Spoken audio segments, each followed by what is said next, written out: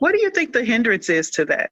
Why haven't we learned it? Because it's not rocket science. It makes perfect sense. Why have we not learned it?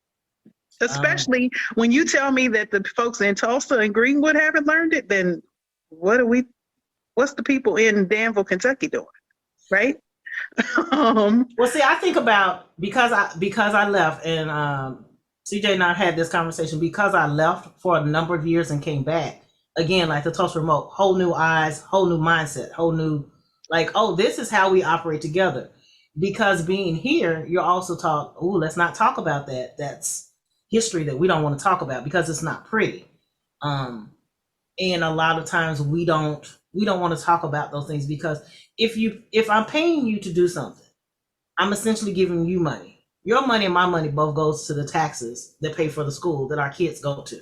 Mm-hmm. But we don't recognize that. We're used to, if I give to you, I won't have, and I can give over here. And we're okay with that mentality and not opening up our minds to thinking, hey, you know what? All of this works for all of us. We've left the concept of the band of sticks together is stronger than a one stick by itself, because we stopped learning that. Some of that is social media. Some of that is just knowing if I got it, you can't get it. And that's actually nothing that I feel as a people originated from. So interesting. Okay. So you think that maybe, I guess, a result of, and follow me for a minute, maybe integration? And the reason I say that, back when, segregation, we really had to depend on each other. We really didn't have a choice. But then once integration came, just, thinking about research and just, stuff I've been studying, it's like it gave us a sense, and I say us because, I mean, it's really all us. But there was all right, look, now that I can go over here, I just want to be the only one. Let me exclude. Yes.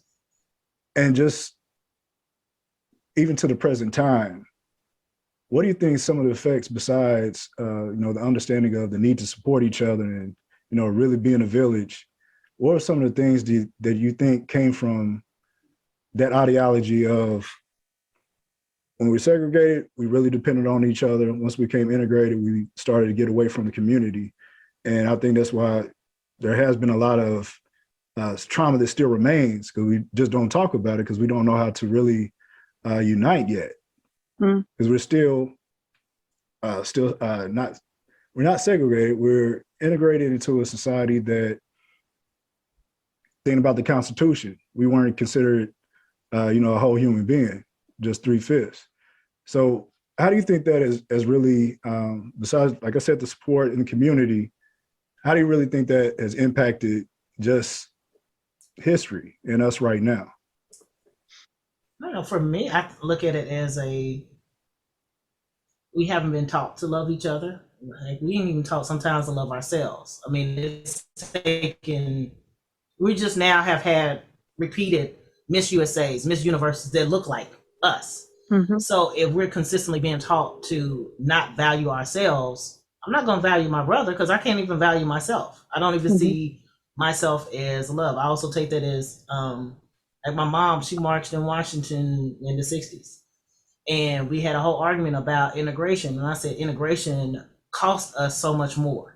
Because like you said, okay, well, so-and-so down the street, the shoe place down the street that's now integrated is allowing us to go in where there's tipping shoes. And I've known them for years, but I don't want them to have nothing because they drive around in a newer car than I am. So I'm gonna go over here.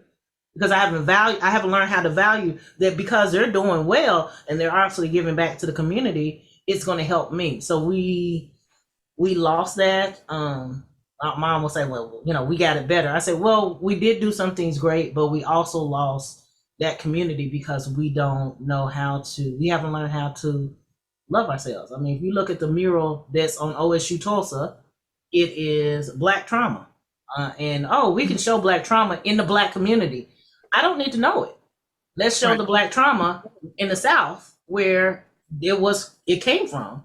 So then now we can all understand and we can continue with our community. But when we consistently show trauma as entertainment for Black people, or hey, look, you went through this, I feel so sad, but here you go, you can see it over and over again, I'm not going to value it as much. I'm going to become desensitized to it and desensitized to my community and their needs.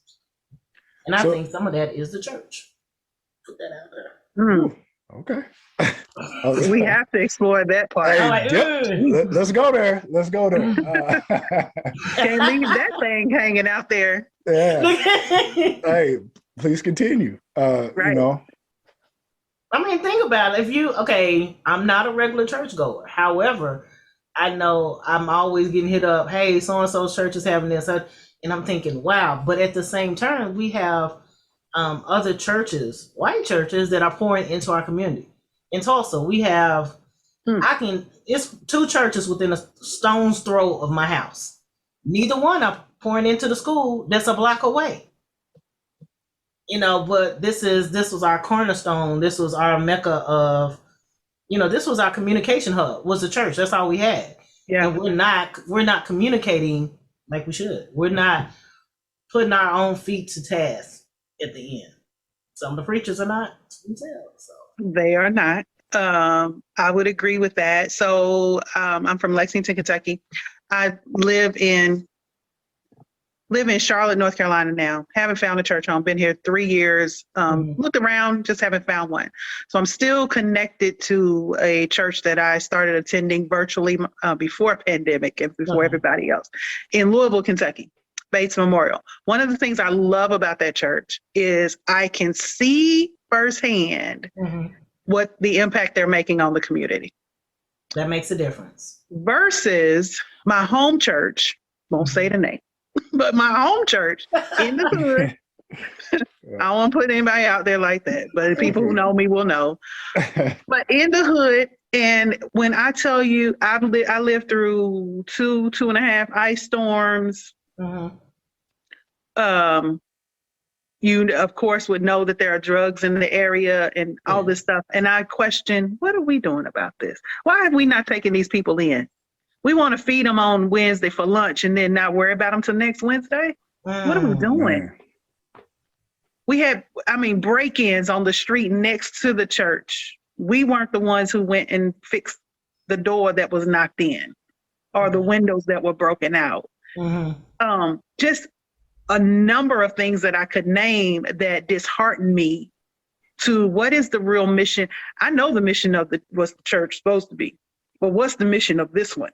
What is this church doing to improve? And so you talk about a school down the street, supposedly adopted the school, but then it comes vacation Bible school time, and those aren't the kids we go get to bring to vacation Bible school. Yes. That's what we want to send the bus all the way across town. And the kids are right down the street, and we can walk and get them. Yeah. Lana, y'all doing bus ins? Bus in. Why are we doing bus ins? And the kids right there. Right. There's a whole school. We could take vacation Bible school to the school. There you go. You see what I'm saying? I feel you, because I look at them, and if they're not pouring in, I was like, and you have to see that. You have to see that connect. Like, I don't see the community feeding. I have one school, they're getting clothes from a white church, and all the residents are mad. I was like, but you standing right there. You're not going to the school to see if the kids are reading, if they fed, but you don't want nobody else to do it. And I was like, so to me, in our mindset, it's not that crab in a barrel, because I think crabs are going to pull up regardless. But if you lay them all flat, they're going to stay there. But they're not going to pull each other down. They're just trying to get out of a barrel. Now, if they were all flat, they just going to lay there. I'm like, we don't not learn that. Like, that's real. That's real.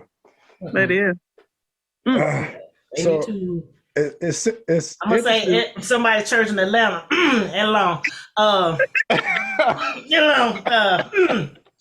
I used to go there when I was a pole CAU student, and because I wasn't putting in my ties, I got pulled to the side. Like, hey, and I said, I'm a college student. Well, you got some type of money.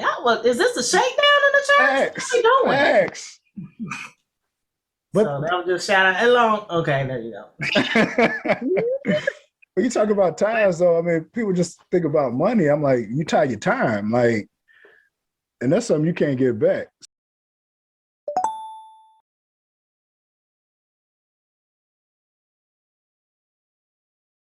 Nothing ever was handed, all about respect, never about ego. Wish I could have retired a long time ago and disappeared way beyond the trees. But my homies kept influencing me, said they needed to hear my lyrics, like my flow, cause they felt my spirit. Plus the people needed to hear it. A conversation with conscientious lyrics.